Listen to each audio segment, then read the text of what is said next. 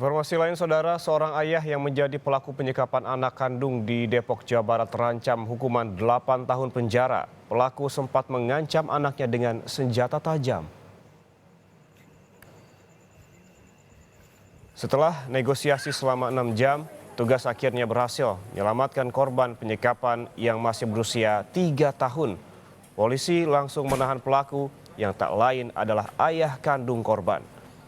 Korban berhasil diselamatkan tanpa luka dan dibawa ke unit pelayanan perempuan dan anak Polres Metro Depok untuk mendapat pendampingan dan pemulihan trauma.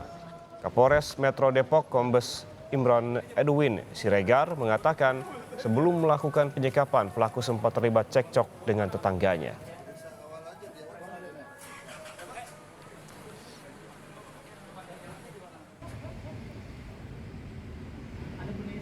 Dari tangan pelaku, polisi menyita senapan angin dan satu buah sangkur yang digunakan pelaku pada saat menyekap dan mengancam akan menusuk anak kandungnya.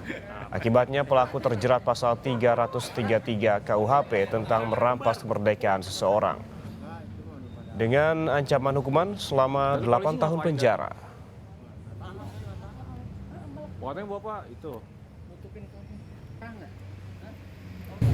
Menyekap anaknya sendiri. Sejarah dari yang diduga pelaku ini adalah pernah dirawat di rumah sakit jiwa. Setelah beberapa lama dirawat, sembuh, kambuh.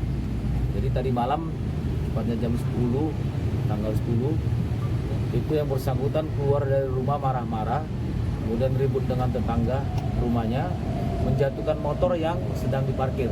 Yang bersangkutan masuk ke dalam rumah mengambil senjata angin dan menembakkan kepada warga tetapi tidak ada peluru.